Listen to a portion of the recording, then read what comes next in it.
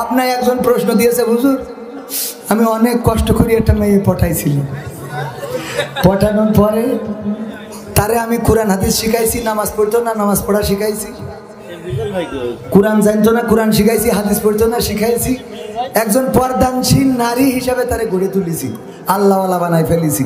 এখন ও আমার সাথে ভালোবাসতে চায় না, আমার সাথে প্রেম করে না, আমার সাথে তার এখন সম্পর্ক নেই। এর জন্য ও কয় নম্বর জাহান্নামে থাকবে। আমি বললাম, শয়তান তুই তো ওর তেজ মেরে দিছিস তুই, কারণ প্রেম যতক্ষণ সে কোরআন বোঝে না, হাদিস বোঝে না, ততক্ষণ সে প্রেম করবে। কথা কয় না? কোরআন হাদিস বুঝলি আর প্রেম করবে? তা তুই প্রেম করি পটাই নিয়ে কোরআন হাদিস পড়ালে কোন দুঃখ? ও কোরআন পড়ে বুঝাচ্ছে পর্দার খেলাপ করা যাবে না, ও তোর সাথে প্রেম করবে কোন লাইন দিয়ে? আমার সেটা করে তো খাল কেটে নিজে কুমির ডেকে নিয়ে এখন আমার কাছে ফতোয়া করবো।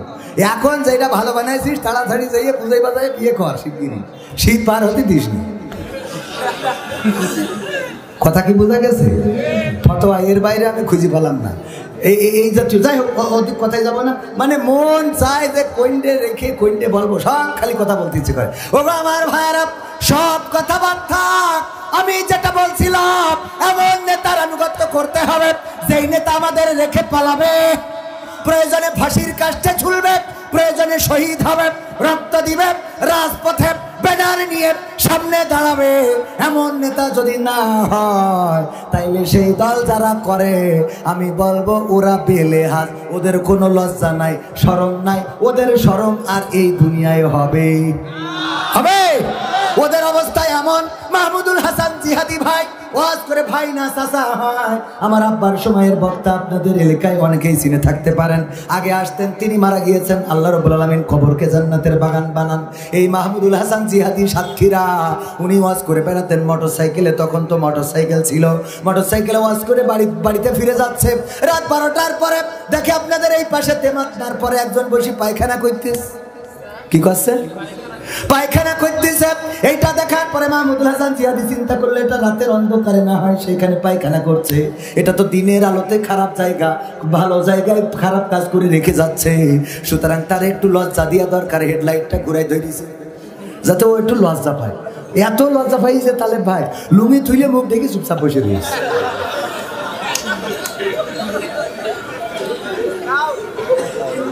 কত লজ্জা সহ্য না করে পারা যায়?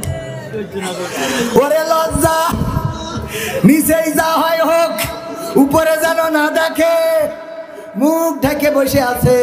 আমার দেশে আল্লাহর ওলিরা এমন কিছু আছে, ওদের যাই করেন তাই করেন, ওদের লজ্জা হবে না, যেইভাবে এদের লজ্জা হবে না, ওরা মুখ ঢাকবে তবে নুনু বের করে রাখবে। ঠিক না বেটা? এদের এত করে বললাম যে তোরা, আজকেও বললাম যে ভাই রে, তোরা যে ফেব্রুয়ারিতে কর্মসূচি দিচ্ছিস, বললাম না আজকে ফেব্রুয়ারিতে যে কর্মসূচি, হরতাল, অবরোধ, কট্টর হরতাল, 16টা বছর আমাদের কি করলি? কাটি খুলি ফেলেছিস। তো অন্তত 16টা মাস ঠান্ডা হয়ে থাক। কথা কয় না? আবার যারা খালি করছে নির্বাচন চাই, নির্বাচন চাই, নির্বাচন চাই, আমি বললাম 16টা বছর ওদের কাছে কুপান খাতি বললে তার 16টা মাস ধরে থাকা যাচ্ছে না? কথা কয় না? একটু ঠান্ডা হয়ে আমরা একটা দেখি কোনে যেয়ে দাঁড়ায়, ঠিক না বেঠিক? তা না এক্ষুনি নির্যাতন লাগবে। নির্যাতন না, নির্বাচন। কি লাগবে? নির্বাচন। এখনই কি লাগবে?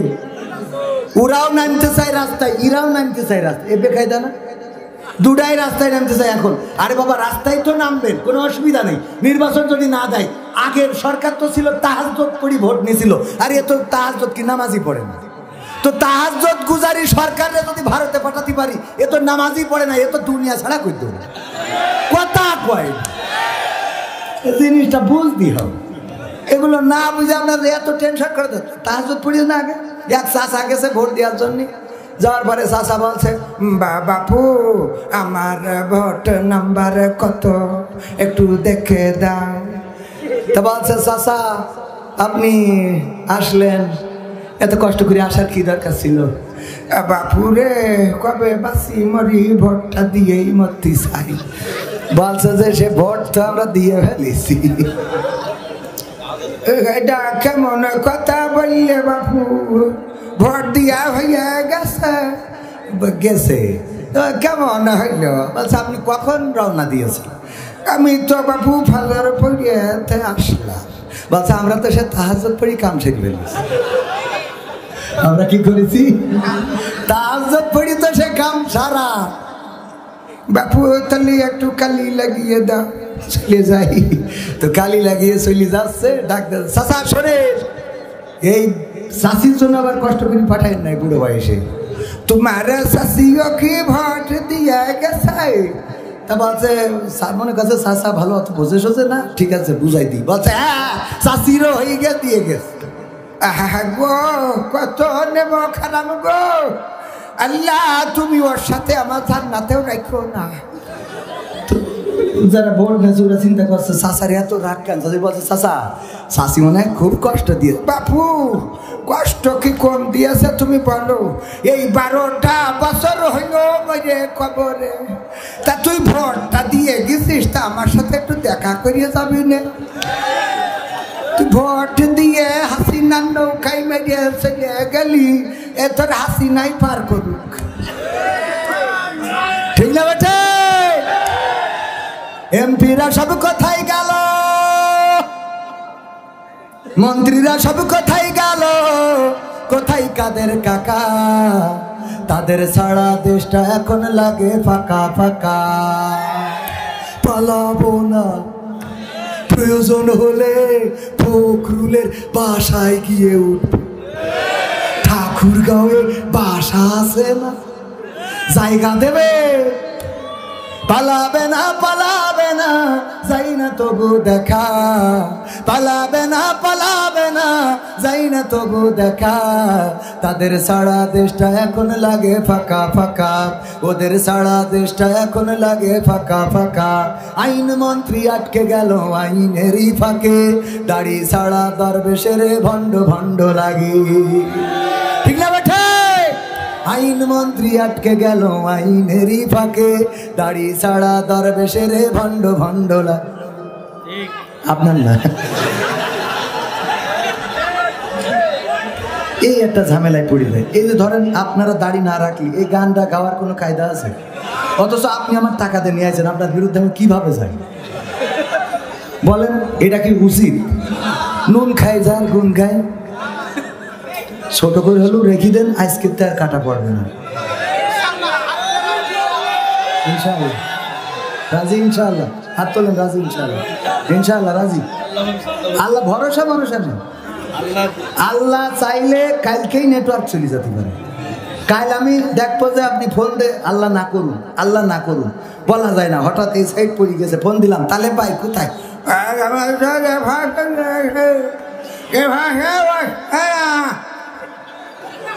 ঠিক না বে? ঠিক। আল্লাহ না করুন, ওই আমি মারা যাইতে পারি, আমি কালকে হয়তো স্টেজে আর কথা বলতে পারবো না। বাজান আমি আপনার ভালোর জন্য বলছি, নবীর একটা সুন্নাত আপনার সাথে কবরে যাবে। আপনি উরা মানার দরকার নেই, আপনি এটা মানেন শেষ। ওরা আপনি টাকা দিয়েছেন, ওরা তো টাকা দিন, বলেন ইনশাআল্লাহ। আর দাড়িতে খুব দিয়েন না, বিশ্বনবী কলি যায় খুব দিয়ে, একটু আল্লাহ ছোট করে দেখি। কনে যাবো আমি, আমার আর ভাল লাগবে না। এ আপনারা দুনিয়ায় থাকেন, আমি চলে যাই। সভাপতি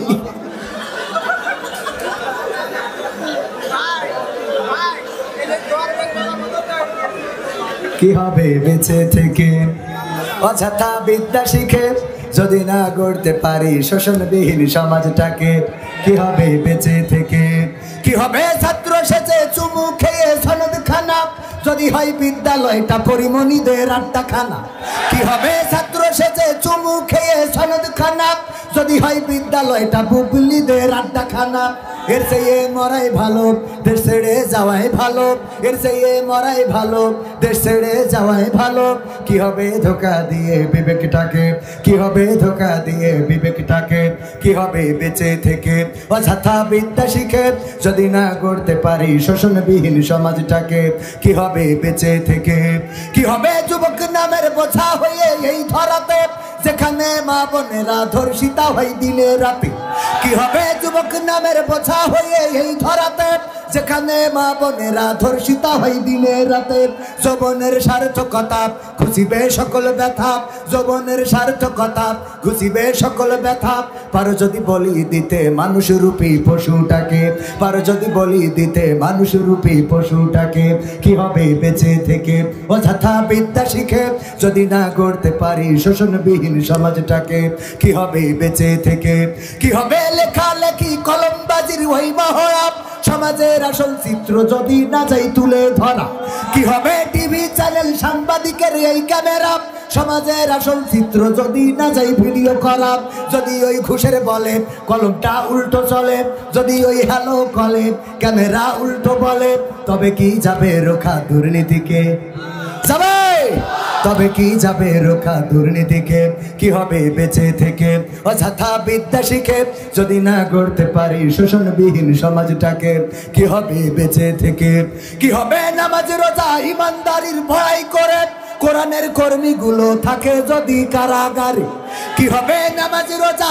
ইমানদারির ভয় করে কোরআনের খাদেমগুলো থাকে যদি কারাগারে, মসজিদের কোণে বসে জিকির যত করো কষি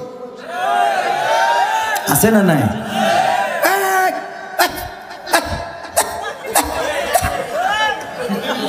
জিকির আমি বললাম এই